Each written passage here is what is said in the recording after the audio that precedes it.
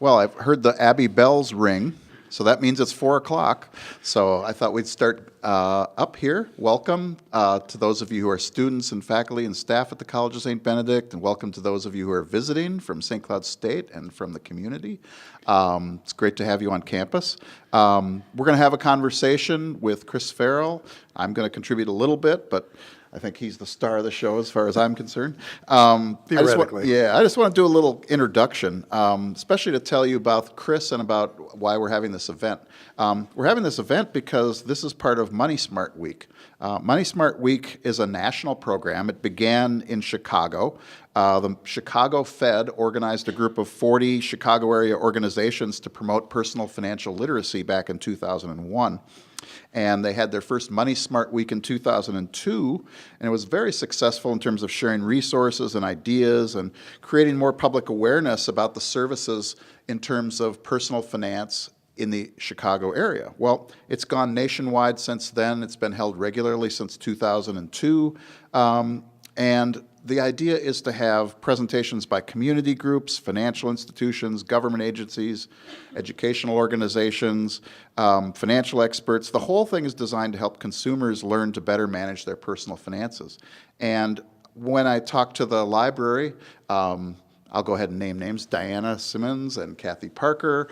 The idea is that's part of what the library is all about. We're trying to help be part of the whole educational mission of the colleges, and part of what your education needs to be is, how do I adult? I was actually talking to some people about this earlier. Part of adulting is managing your money, managing your finances, knowing what your career path might look like. And I couldn't think of anybody better than Chris Farrell to talk about this. So I'm especially happy to have him. Chris is senior economics contributor at Marketplace, American Public Media's group of nationally syndicated public radio business and economics programs. He's an economics commentator for Minnesota Public Radio and the host of its series, Conversations on the Creative Economy. Chris is also a columnist for PBS's Next Avenue and the Star Tribune. And in the past, he's written for Bloomberg Businessweek, the New York Times, Kiplinger's, and other publications. His most recent books focus on what I think of as the intersection between earning a living and finding meaning in life. In his book from about 10 years ago, The New Frugality, How to Consume Less, Save More, and Live Better, I think Chris anticipated our Marie Kondo moment that we're having right now. Things that bring us joy, don't have things that don't bring you joy. He was asking about that. Is it more stuff that matters, or are we going to buy things and live a life that has more purpose and meaning? In his previous book, On Retirement, he traced the development of a new phenomenon where more and more Americans are continuing to work past 65, not just because they maybe need the money, but because it's part of the purpose that gives their life meaning. And so in his new book, which is titled Purpose and a Paycheck, available back there, he'll be available to sign it, and it's available for purchase after our discussion, Chris weaves together these two strands to tell a story of how changing work patterns and consumption habits are already affecting and will affect our economy and our society. So I'm really happy to have Chris here. I'm pretentious enough to call Chris a friend. No. So welcome to College of St. Benedict Thank you from for St. having John's me. University. Great. So, please, go ahead. So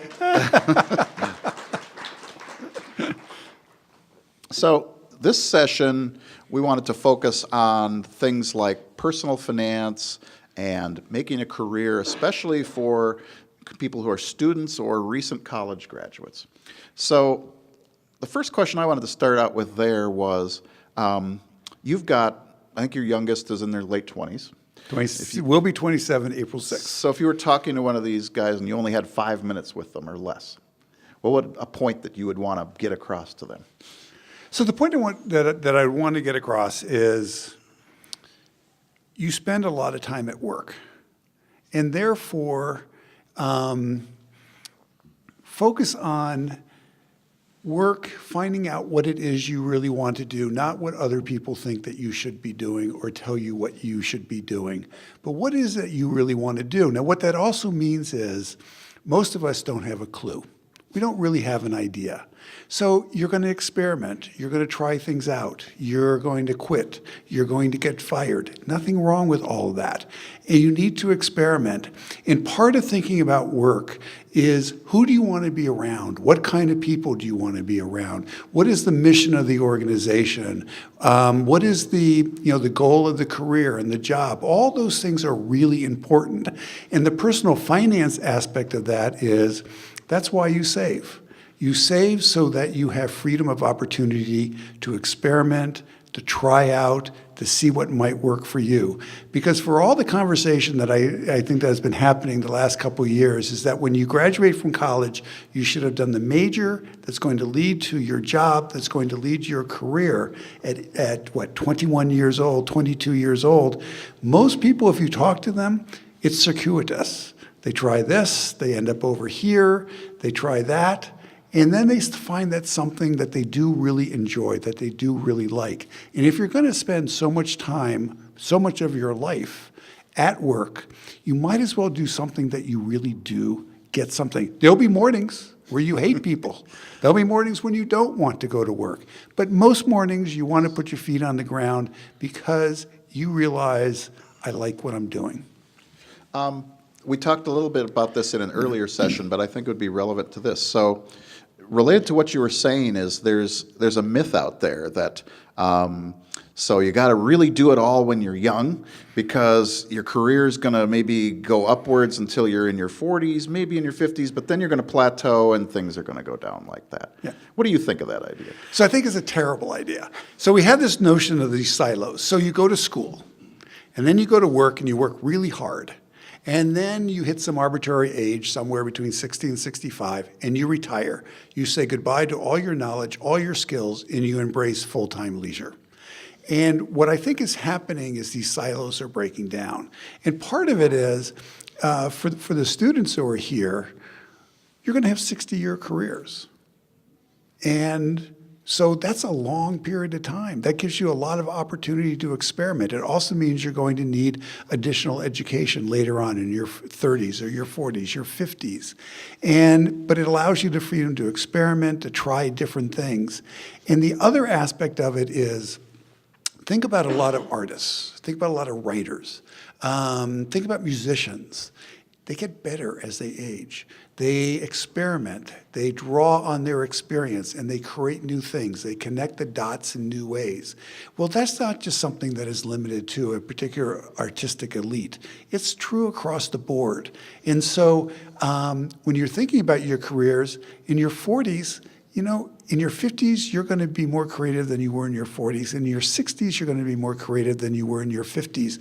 And it's building on that knowledge is really important. So that's why do something that you like, take these pivots, but recognize the goal is not to retire early, say goodbye to your colleagues for the last time. Because part of it is, you think of a lifetime in various jobs and careers, all the knowledge, all the experience that you gain, the notion that you hit the age, say 62, and you never tap into that knowledge, never tap into that experience for the rest of your life, most people don't think that's attractive. We all want to be helpful. We all want to be useful. So the way we be helpful and useful is tapping into what we know. Now, you might not want to be told anymore to work 50 hours for 40 hours pay. That's very legitimate. But the notion that you don't want to continue to use your skills and abilities, I think is wrong. I was just making a note to ask the question that I had here, the next question, so I don't forget it. I'm 58. I forget things quickly. So if you don't mind. No, it's that you have too many important things to draw on. What was it that I was thinking? Yeah. So you graduated from college. Yes, I did. You went to Stanford. Yeah. Don't say that with such surprise. No, but what I am surprised about is what you did next. You didn't just go, what did you major in? So I majored in history. So you didn't go out and look for a job to use that skill? No. I'm I know what you did. So what I did when I graduated college, didn't know what I wanted to do, and my dad had been in the military and then shipping, so I was able to join the Seafarers International Union, and at the Brooklyn Union Hall, and I became a merchant seaman, and I worked in the engine room of ships for 4 years, on and off, and caught my first ship in the Brooklyn shipyards. That was my shortest voyage because we hit another ship in New York Harbor. So that was really short. But my real first voyage was 7 months, Europe, Persian Gulf, and back and forth. And then went through the Panama Canal, the Suez Canal, went out to Japan, the Guam, the Philippines, got throughout the Middle East. And as a seaman, my first job was unskilled labor, so I was what's called a wiper, because I worked in the engine rooms, and a wiper cleans the engine room, and he cleans the other seamen's bathrooms. And then I passed my Coast Guard exam, first Coast Guard exam, became fireman, oiler, water tender, so I could monitor the boilers, and then became what was really fun was engine utility, so you get to carry the blowtorch for the engineers, and that was really fun, and because they'd always let you do a little burning, and so I did that for 4 years. And the thing about it at sea is time is money. So the notion that you spend 3 months in a port, forget about it. You're in there for 12 hours, 24 hours. So you basically just work all the time. So I would save everything I made at sea. And then when I came ashore, I'd get a job waiting on tables, or I worked for a professor for a while, and I would spend everything that I made ashore. And I took my 4 years of savings, and that's how I got my master's degree at the London School of Economics. So I was bringing this up because one of the things that comes up when I'm advising students or even talking to people who aren't my students but who are in their early 20s or something, they feel like, well, I graduated from college, I shouldn't do something like that. That's a waste of my education. No, not at all. So did you face that, or? Yes, but most of the people I know did something similar in a way. So people would go. One friend went and he took people river rafting on the Rogue River. He ended up buying one of the outfits, actually, and he owns it. A lot of people went bartending, which actually you're running, which I had never realized. If you're bartending, you're running a little small business, and you can actually go bankrupt really fast if you make a mistake. And other people were ski bums for a while, and it was all, we all made a living. We didn't have parental money to draw on, but we supported ourselves. And so it was all part of this experimentation and trying to figure it out. And part of, one of the things where the world has changed in a better way, when I graduated from college, there was this sort of pressure, are you going to work in the for-profit sector, the not-for-profit sector, government? And then there are a few people who are doing this entrepreneurship thing off in the corner here. And now I think those barriers are broken down. People think, well, they're just looking for where is the opportunity. So it doesn't matter what the label is. No. Because I worry sometimes that there's this ethos out there of, well, okay, you got this college education, and now you have to do this. You have to go and be an accountant or whatever it was you majored in. And it's very hard to break through sometimes to students, and what's harder sometimes even is parents. Parents, I was going to say. That's a big, yeah, and it's understandable because they want you to be successful. They want you to have a retirement savings plan. They want you to have health insurance. They want you to be launched in your career. That's all very understandable. But if you think about, and see what you think, Louis, but if you think about what is it that you graduate with, if you graduate with the ability to think critically, that is your most valuable skill that you come out of college. It's not whether you have an accounting degree or a history degree or an economics degree. It's the ability to think critically. And that holds you in good stead for the rest of your life. And so I would have an entrepreneurial mindset when you graduate. It's a lot of experimentation. You're looking for something, but more than likely you're going to experiment. And that's a word that comes up a lot, actually, in your book and in discussions around here as well, is entrepreneurial or entrepreneurship. So what do you mean by that? What does it mean to be an entrepreneur? So to be an entrepreneur, part of it is just a mindset, which is a willingness to experiment. But in terms of entrepreneurship, I have a very broad definition. It's from self-employment You're an independent contractor, you're a freelancer, you got your own little business. I think it's entrepreneurial to have a day job, and then on the side, you're a DJ or you're a musician. I mean, that's an entrepreneurial activity to somebody who actually wants to go out and start a business and build a business and have employees. And I think one of the things that is exciting is there's an ecosystem has grown up that people can tap into. There's lots of people out there. You know, they have this image that the entrepreneur is this gruff person that can't get along with anybody, and that's why they're an entrepreneur. And the fact of the matter is, entrepreneurs love sharing information. They love mentoring. They love helping. If you go to an entrepreneur and you're in the exact same business and you say, I'm trying to figure out how to price this product, they will tell you how to price this product because they want more entrepreneurs in the community. So they don't see you as a threat. They don't really see you as that. Competition. And usually, a lot of times, you're really not a threat, frankly. But, Right. but you know what I mean? I mean, it's a very, and I think this is one of the most exciting developments in our community. And quite frankly, on a resume, if you've been working for entrepreneurial outfits, if you tried to start your own business, I mean, it really looks good and people like it. Because when I think about the typical life of a college student today, I think a lot of it is entrepreneurial. I mean, you have classes you have to attend, you have things you have to get done, but then with the rest of your time, you are putting together your life. You're putting together the things that you care about. And so even though you might not label yourself an entrepreneur, you're actually developing those skills. You're right, those skills. And the difference is you're spending money here. When you're outside, you're trying to make money. Mm-hmm. Yeah, you're definitely paying us. There's no way around that. Let's talk about saving. You mentioned that you've talked about what saving is all about, that it's for these pivots, these transitions. Suppose that you're near graduation or you've graduated. What are some of the things that you ought to have, say, in your portfolio? And I don't mean like particular stocks. I mean like, are there general categories of things that you should just, all right, I should have X, Y, and Z by the time I'm maybe 25?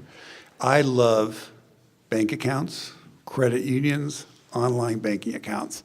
If you think about the first 10 years after you graduated, and this is obviously on average, first 10 years, the monthly unemployment rate for someone between the ages of 20, after graduation, the first 4 years after graduation, the monthly unemployment rate is like around 10%. It's a very high number. And by the time you get to your 40s, it's down around 4%. I mean, it's really come down, which makes a lot of sense. Mm-hmm. So we've had this conversation for the past 25 years when it comes to managing money that has been geared toward one big transition called retirement. And so it's about, okay, you get a job, you start saving for retirement, how much should you put in stocks, you have time on your side, don't put too much in bonds. And I have a different perspective. My perspective is you have many transitions throughout your life. And particularly when you've graduated from college, you're going to go through a lot of transitions looking for this career. What is it that you really want to be doing? And so the most important aspect, there are two most important aspects of personal finance for young people. First, for the first paycheck, you have automatically a small amount of money go into a savings account. And it doesn't even matter if it's $5. And it's so easy today because you just go online, it's all automated. You just tell the bank what day you want the $5, the $10, whatever it is, depending on your income, that you want to go into a savings account. You have now automated your savings. You developed a really good habit. And then the only thing that you have to do is, as you make more money, to put and increase the amount that you have go in savings. The second thing is you don't get in credit card debt. Because actually that's really what it boils down. You're going to have student loans, or most of you are going to have student loans, but you just don't get into credit card debt to live above your means. You go into credit card debt when you're renting a car, or you're making a hotel reservation, or you have to take a travel to go to a friend's wedding. Which my son's always going to a friend's wedding. It's really incredible. That's not but it's possible. A great thing. They're too young. And but do that because then there are protections on the credit card, but you pay it off because all you're really doing is just getting those protections in case the hotel reservation falls through, the airplane flight falls through. So it's really, personal finance is just about 2 or 3 good habits. Don't borrow on your credit card. save a little bit out of every check, and recognize that what that savings does is it gives you freedom. It gives you freedom to say, I don't like this company. I don't like what they're doing. I don't like their ethics. I'm out of here. And that's a wonderful thing, because what is really bad is when I don't like this company, I don't like their ethics, and I have to stay here because I have to pay my rent. But that gets into a little bit of public policy that that I'm sure many people out here in the audience have thought about. So the way that we've got our public policy set up is that you can get tax benefits by putting money aside for retirement, Right. for a 401k. But you can't do that for just any old transition in life. No. And so, are there any political candidates or any movements out there that are saying, we got to change this? There have been. So, and one thing, just to be very clear, now, if you get an employer that has a 401k or 403b, you participate in that. And especially if they have a match, because if you put in, 6%, they'll match it with 3%. I mean, you don't want to leave that money on the table. So, and because it's pre-tax dollars that's coming out of your paycheck, you actually hardly even feel it. So, Especially at an early age, your tax rate's relatively low. So. Exactly. So there has been, during the Bush administration, there were a number of proposals to sort of overhaul the savings system, and that people would be able to save more money that they could access tax-free, immediate savings. So there have been a number of proposals out there. They don't really go very far. And part of the problem is, I think it's so hard to change ingrained systems. We basically have a financial system that favors debt over equity, and savings is equity. And so the tax advantages lean on the borrowing side. They don't lean on the saving side unless you're tax sheltered, such as a 401k or an HSA, the health savings account. So you're not going to pick up a whole lot of tax advantages. Now, the other side of the thing, I don't know if you have a savings account, you've probably been paid 0.001%. So you're not paying a huge tax bill here anyway. No, not at all. But you mentioned there, so debt are things like home mortgage. Mm-hmm. We have tax advantages for that. Business has tax advantages on their borrowings. Okay. So what are some things that maybe we ought to change in order to encourage especially younger people to be able to save, to be able to do what you were just saying about the automatic, or maybe the taxes don't matter? No, I think the taxes do, but one of the places is we are in a college and a university. I mean, we have a system that relies too much on student loan debt. And there was a wonderful essay by the Nobel laureate Milton Friedman, and he wrote it back in the late 1950s, early 1960s. And he said, one of the most risky assets out there is an undergraduate. So why would you lend money to an undergraduate, have an undergraduate borrow? And he was drawing an analogy between a small business and an undergraduate. Graduate student's a different story, because a graduate student actually knows hopefully knows why they're getting this degree and what the return on that degree is going to be. Undergraduate, we've all encouraged, be open, experiment, see what's going on. And so therefore, you shouldn't be putting debt on that kind of a system. So I really like the way what Australia has done. Britain's now embracing it. We have it a little bit with our income-based repayment plan, but essentially a system where you pay off, off of equity in a way. In terms of the mortgage, you're not going to change that in the United States. You're just not. I mean, there are all good proposals been out there. 2005, the Bush administration, Jim Poterbo, who's a wonderful economist at Harvard University, head of the MBR, came in with a wonderful program, and it would be, the mortgage would be a credit for first-time home buyers or low-income buyers up to a certain point, and then it would not be deductible beyond that. It's not going to happen in the United States. So there, the thing to do is, when you're thinking about borrowing, it's as an investment. Buying a home is an investment, or can be an investment. A second or third mortgage is buying yourself trouble. Okay, so if you have something that you are really going to get something out of, like a college education, like a home that you're going to live in, that's where you put your money. So if you think about many of the emerging markets, parts of the world, people build homes over 30 years. So they get a little plot of land and they put up a couple of rooms, and they don't borrow, but over the next 30 years they build a home, and it gets bigger and bigger. Here in the United States, we can buy a home right away. We do it by borrowing against it. And the same thing with college. When you run the numbers, it really pays to graduate, and it pays to graduate on time versus somebody who takes 10 years, doesn't borrow, in order to get their degree. So you can kind of run those numbers. So borrowing is not bad when there's a return. And sometimes borrowing can, if you're buying a home, it increases your enjoyment of the home. It actually has a lot of things that you'd like rather than waiting 20 years for it. But it's an alternative. We're talking, and I could talk with Chris all day, so I don't want to have that happen. So if you have a question you want to ask, I'm going to ask and see if you have one in a few minutes. So start thinking about any questions you've got, formulate them. I'm going to ask him something, and then we'll come back. One of the issues that just seems to keep coming up over and over again, and that I think is a real concern, especially once you graduate, is healthcare. Right. What am I going to do? Can I stay on my parents' health plan? Should I buy health insurance myself? How should I do this? How do you think that a student who's either, a junior, senior, or a new college graduate, how should they be thinking about this as part of their managing their financial adult life? Well, at this point in time, unfortunately, I think it actually has to go high on your list. So if you can be under your parents' health care plan and they can afford it, do it. I mean, because even though many young people think they're invincible, they're not. And things do happen to good people, bad things happen to good people. And that does push you toward looking for jobs that offer health insurance, because this is in a very expensive economy and society to be without health insurance. And our medical system is expensive and the bills are high.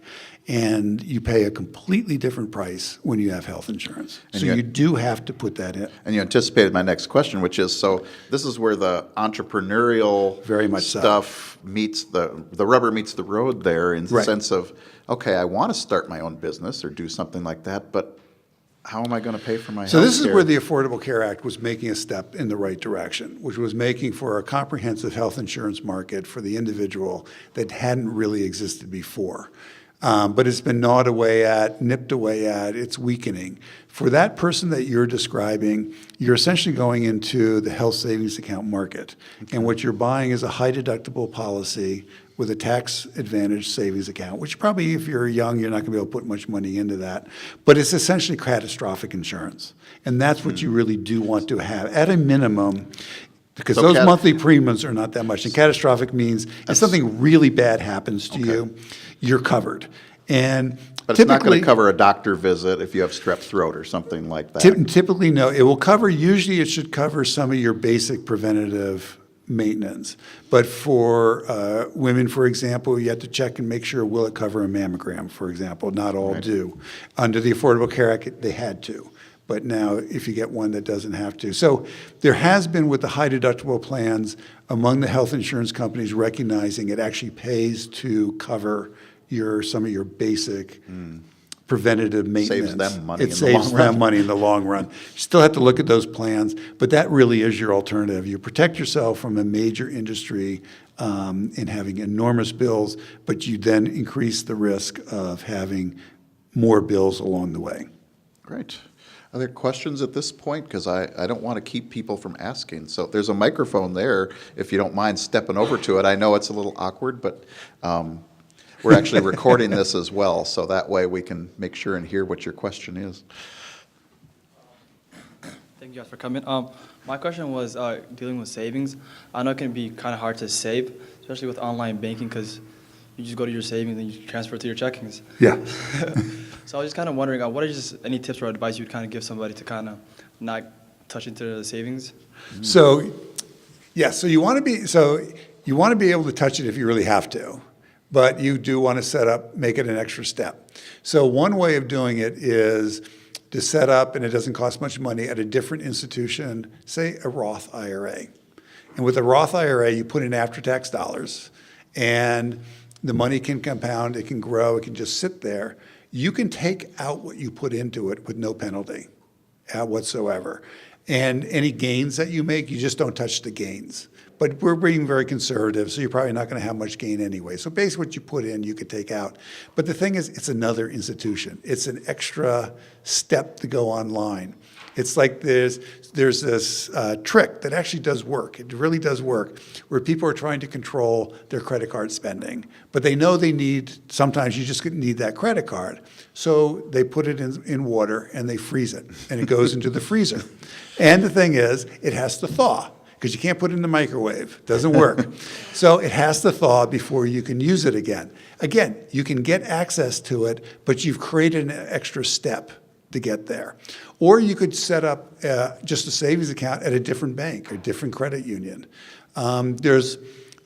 People come up with really interesting ways to prevent themselves from doing stupid things.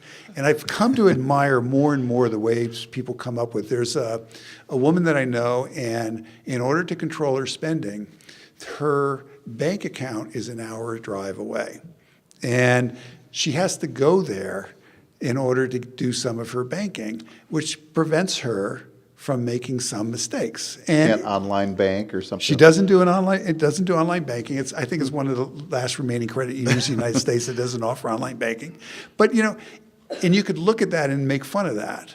But what she's really done is she's found a technique that works for her. Mm-hmm. So in the situation you're talking about, it probably is just set up a savings account in a different institution. And it's just an extra step that you probably will go, do I really want to take that extra step? Mm-hmm.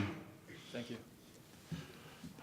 Other questions at this point? I was going to pick up on the Roth IRA idea, because that is something I've encouraged both of my kids to do. I've got a 20 and a 23-year-old, because it allows you to do that, to take out over the course of things you might need for a house or for an education or something like that. Is it hard to set one of those up?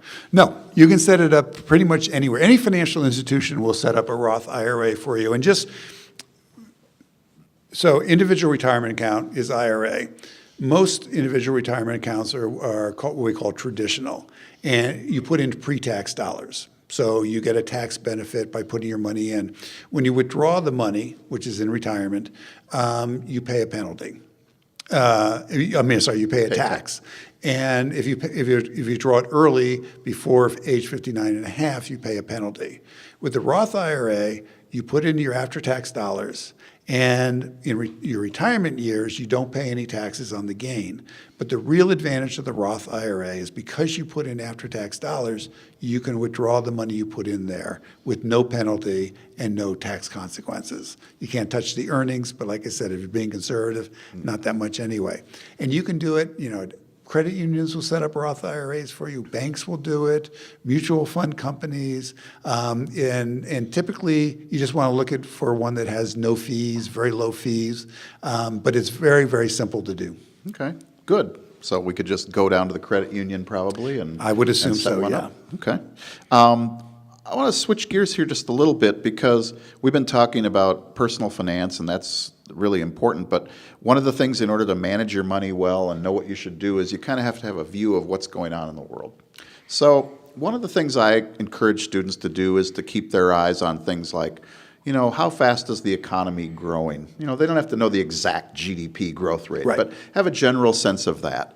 And maybe what the federal funds rate is, so that they know some sense of what interest rates are. And also the inflation rate, so that they have an idea of how prices are changing. But do you have like a little scorecard or something that would go on the back of a business card of things? It's like, yeah, you should know those things, especially when you're getting going on your career. Because in school, you probably aren't necessarily reading the paper. Well, you don't even read a paper every day. But I mean, you're not even paying attention to the news necessarily. So if you're looking at a scorecard and looking at it from a sort of personal finance point of view, what's happening in the economy is pretty irrelevant. Because really, personal finance is a bunch of habits. So you're setting aside money automatically in savings. If your employer offers a retirement savings plan, you're putting money into the retirement savings plan. If you're in a retirement savings plan, you're investing in broad-based equity index funds, not trying to time the market. You don't take on credit card debt. And really, these are a series of habits that hold you off throughout your life, no matter whether the economy is doing good or is doing bad. Where I do think where you pay attention to the economy is that all of us, we end up spending a little more, we take on a little bit of debt, things are good, times are good, I have a good job, my employer, this is a good thing, economy's going, and then you hear those little pitter-patter of there's some weakness going on in the economy, and you have no idea, is it going to be a recession, is it a slow growth period? You don't know. But what you do know is you've just been giving a warning to, be proactive, be countercyclical. When times are good, start tightening up. Start being a little more conservative. Because when times are bad, one, you want that. It's one of those transitions in a sense. It's those transitions. So you want that downside protection. But the other side thing is what you also want is the opportunity, because during downturns, opportunities spring up all over the place. You can buy a house cheaper. You can, I don't know, not always, but most of the time, you can buy a house cheaper. You can, maybe some jobs that you are interested in open up. I mean, the best time to start a business is during a downturn. Really? And the evidence is pretty convincing, and part of it is the cost of all your inputs is down. So if you're starting a business and you have to rent some space, right? You want to start it during the downturn. So if you start looking at the costs of starting a business, they're almost all lower during a downturn. So, but if you don't have the funds, you can't take advantage of that opportunity. As opposed to then you wait when times are better, but of course the rent prices are going up, the price of labor is going up, all those things, which is all, reflect good things. That's a good thing. But again, you're not able to take advantage. So you want to be in a position to take advantage of the downturn. And so I would have more of a broad-based look, just read the paper, listen to public radio, just sort of like what's the general gist of what the economy is doing. And when you get that sort of sense, okay, maybe now it's time for me to tighten up. Because what you don't want to do is be in a position that when the downturn comes and all of a sudden you have to tighten up. Because then you end up having to make decisions that are tough. And they're harder, and they cost more. If you do it beforehand over a period of time, you've lowered the overall cost, you've lowered the overall pain, and then you're in a position where you can make some choices when times get tough. So I hear that as a theme through lots of what we've been talking about, is that you want the freedom to choose in all kinds of dimensions of your life. You want to be a critical thinker so that you can choose a particular career path that makes sense to you in terms of not just your paycheck, but what your purpose is in life. That you want choice so that when the economy has a downturn, you don't have to just take some job that you don't want, or that you're stuck in one that you don't want to leave. Okay. And then I'm actually understanding what you're saying. And part of it too is if you want to have children, kids are really expensive. They cost a lot. And, and if you look at the Department of Agriculture, they publish these numbers from birth to age 17. And for a median income couple, one child born in 2015 is going to cost them like $250,000 in real dollars. And if you're better off, it's going to cost you around $350,000. So kids are really expensive, but that's who you want to spend your money on. It's the best thing in the world. So you want to be positioning yourself that if you do have a family, if you do have kids, that you are in a position to continue to invest in them and spend on them. So that's one of the big reasons why you are conservative over time with your money. I don't want to, again, monopolize the conversation. Are there questions? Please. Just to kind of focus on the savings part of it, how would you, just for the average person, comparing, investing in a, Roth, broad market index, how do you leverage your time between specializing in your career versus saying, becoming a little bit more knowledgeable about the markets? Right. So I think for most people, it pays to specialize in your career, and not to spend that much time become knowledgeable about the markets. Because the 401k plan, which is probably what most people are going to be dealing with, or a 403b, which is for the nonprofit sector, the reality is there's now, they typically have target date funds. That's usually the term they go by. So it will do the asset allocation for you. You pick a date, arbitrary date about I'm going to be retiring in 2060, and they'll be more aggressive at the beginning. They get less conservative toward the end. The reality is that less conservative, they're still 50% stocks by the time when they say they're conservative at the end. It's another 7 years to get really conservative. But the default option is a good option. There's nothing wrong with it, particularly if it's made up of index funds, low-cost index funds. So there what it is looking at, you want to make sure the fees are low. You want to make sure you're participating in the market.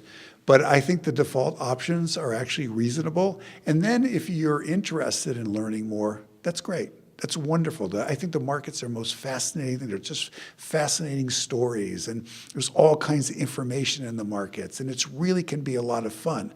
But only if it's a lot of fun for you. What you really want to be working on is your career and your knowledge and your skills and putting the time into that. And then, you want to have some fun along the way too. So I would go with low-cost index funds, target date funds or its equivalent, and put it on automatic. And then if you want to get more involved, fine. But don't worry about it if you don't.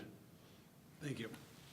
Kind of use it as a hobby in a sense, or not a hobby, but something you're interested in. Something you're interested in. It isn't your life.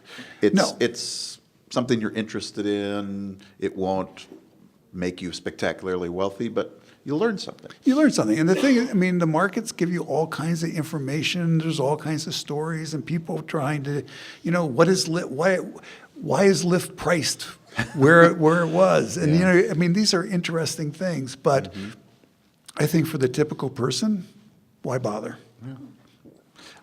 Other questions?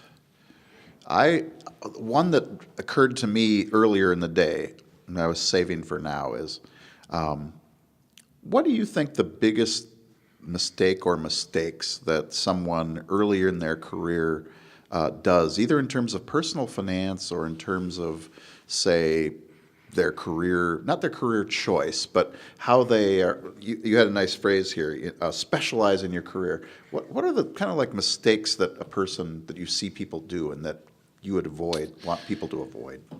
It's becoming fearful. And you see it over and over again. People get a good job and they have a career, it has good benefits, and they're paid reasonably well. And then they're not happy. And they're discontented, but they don't move because they got decent pay, they got decent benefits, and either they've been told or they absorb, why would you leave that job behind? And my advice would be, look, we have to be realistic here. Maybe it takes you a year to figure out how much to save because but you spend most of your life at work. And so you spend most of your life around the people you're working with. And so if you're not happy doing that, you don't want to be 60 years old and saying, well, now I'm going to start living. And I saved all that money, but for what?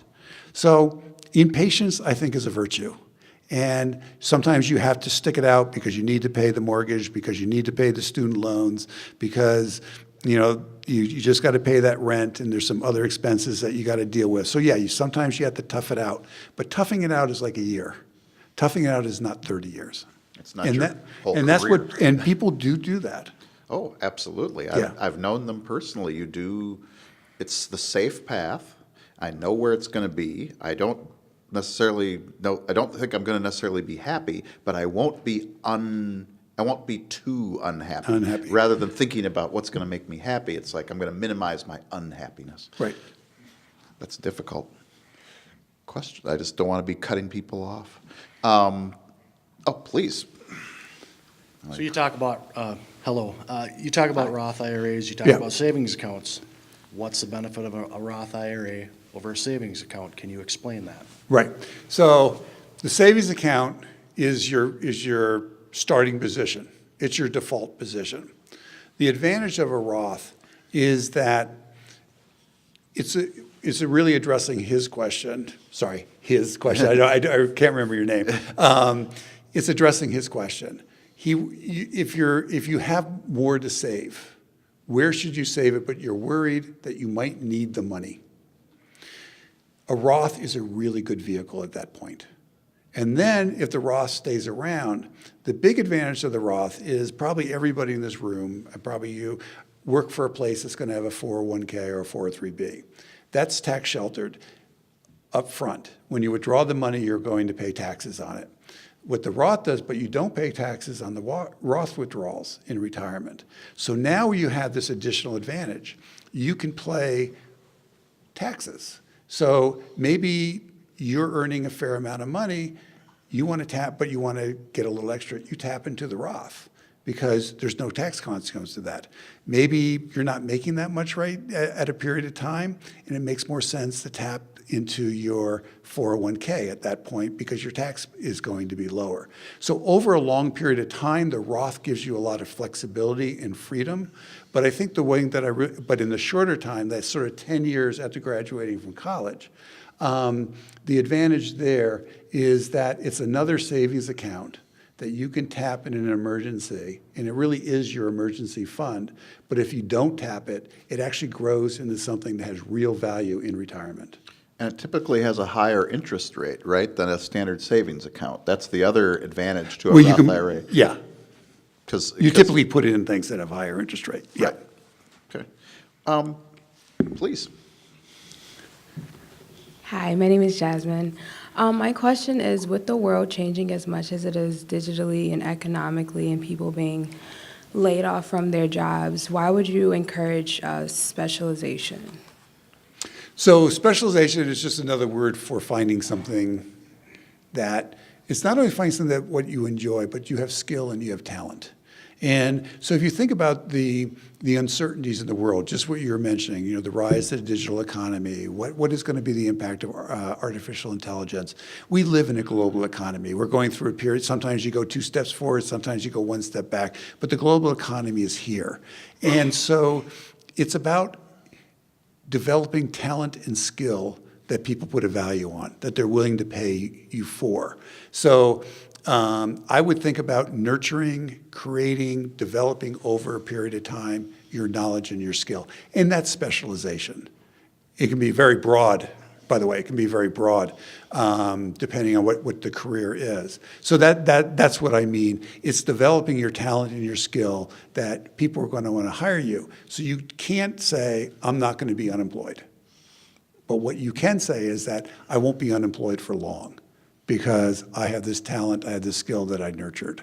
And it was interesting, just as there's a group in Minnesota called Mini Analytics, and they're all in data, big data. And it's a wonderful organization, and Minnesota has a very strong data community, largely because of Target and Pillsbury and General Mills, but then lots of entrepreneurial companies. And it was probably maybe 400 people there. And what was so fascinating about the conversation was nobody had any loyalty to their company. Nobody was worried about being unemployed. The only question they were asking of their employer is, am I going to learn something? Is this engaging to me? Do I like the way you're running this division that I'm working in? Because they were not afraid of being unemployed because their skills and their talent are in huge demand. Now, you put 400 journalists in a room, it's a totally different conversation. Believe me, trust me. And so, but I walked away from that just like, this is incredible. This is really something. They're not worried about being unemployed. It's all about whether or not I'm going to learn more. And if this company is not teaching me, I'm going to go somewhere else. So that's what I mean, developing your talent and your skill. Thank you. I was just going to add a little bit, too, that I think what I tell students who I'm advising, I like to think of what's called a portfolio of skills. That's a good way to put it, you want to have you guys don't know what portfolios are in a physical sense anymore, but it used to be just a folder that you open up and you could pull things out of it. So you have skills in writing, you have skills in communicating, you have skills in looking at data.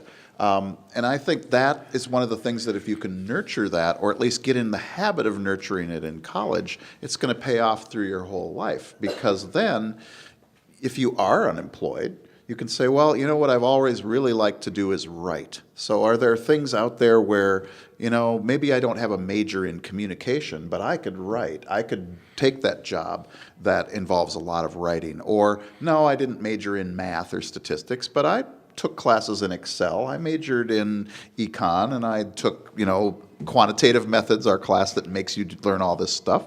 I could do that. So Yeah. you have this range of skill. What do you think? Yeah. That's the way I like to think about No, it. I think I want to make sure I'm advising my No. students the right way, too. No, I think portfolio is a really good way to think about it. And the other thing is, I think there's just so many surprises during the course of life. So as part of the reporting for the book, I went down to Pittsburgh.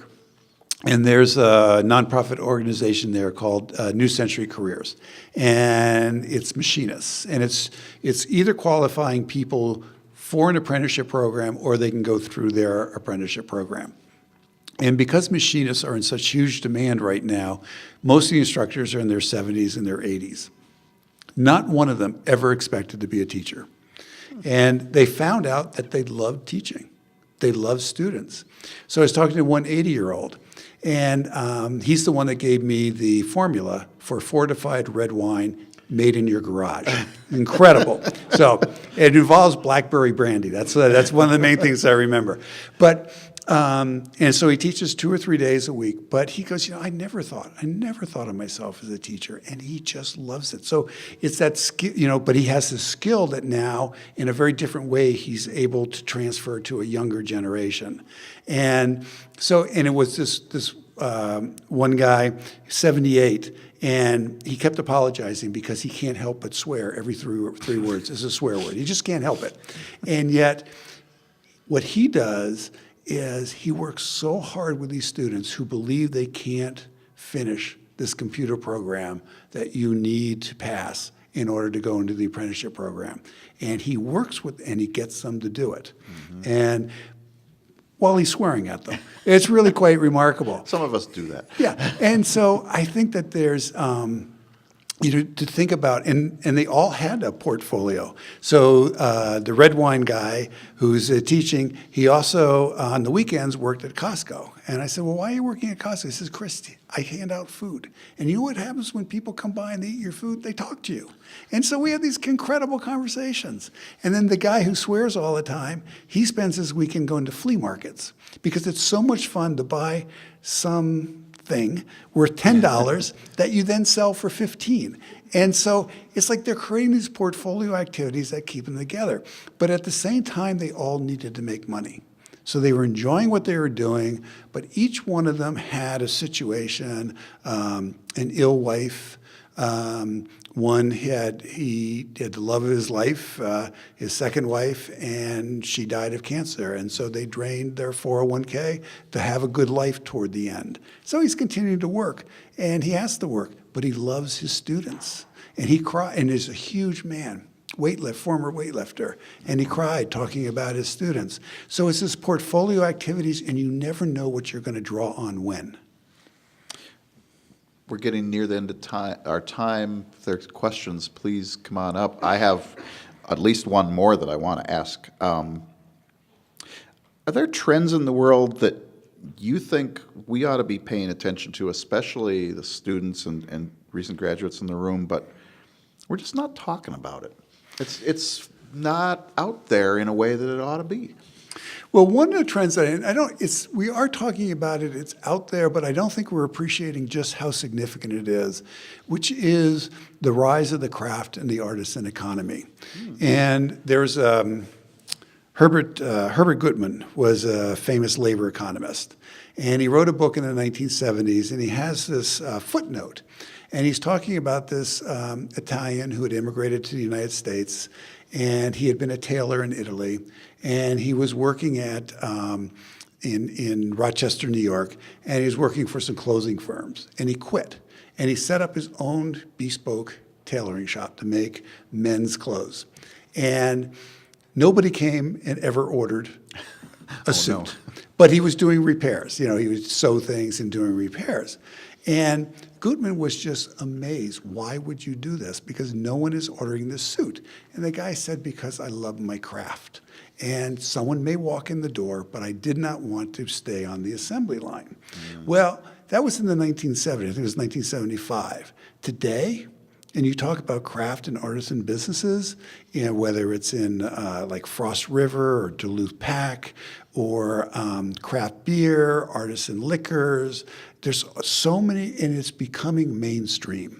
And there's a customer that is there.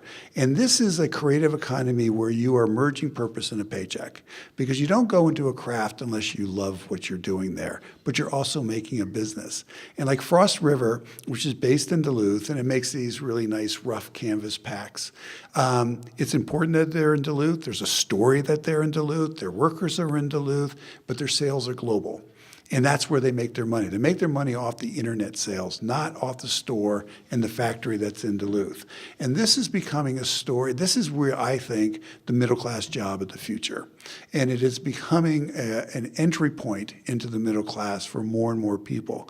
So this artisan craft economy is becoming more fundamental to our economy. And I don't think we've quite realized just how big it is. So is that where the skills of a college education, especially a liberal arts college education, of critical thinking, of looking at the world broadly, you can really make a difference with that? Yes, you can really make a difference.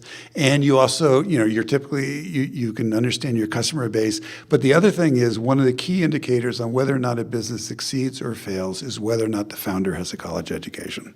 Really? That's one of the leading indicators? Yes. Yeah. Wow. Because it ups but if you think about it, it ups the odds that you're going to succeed. Not Right. that you're going to succeed. Right. Yeah. The but probability is high. The probability. But because even if you're businesses, you have to deal with the tax system, you have to deal with the accounting system, you're doing marketing, you're doing cash flow. So when you start looking at all the elements that are in a business, a small business, the critical thinking that we were talking about earlier actually becomes quite critical. So that goes against the narrative of, like, I think it's Peter Thiel, the entrepreneur, who says, I'll pay you not to go to college because it's a waste of time and I want you to get out there. Or the mythology that's grown up around Steve Jobs of, well, I went to college for a while, but then I did this. Well, if you look at Silicon Valley, almost everybody went to college, and everyone's always talking about the same people. But remember with the Peter Thiel, those students. You went to Stanford. Those students were getting into Stanford. They were getting into Harvard. They were getting. So, yeah, take the $100,000, start a business, and then you can still go to college because they've been accepted. And usually there's like a 5-year period where you can just show up. So there was no downside risk to them. That's true. That's true. Well, I've been really thrilled to have you here. Well, it's wonderful thank to you. have you back, and I really appreciate you taking the time out of your day to come and visit us up here in Yeah. Collegeville. Well, thank you very much. Thank you. So we're gonna, Ann back there has got books for sale. Chris will sign them for you back there. I believe that's where you're gonna do it. So, thank you once Thanks again. a lot.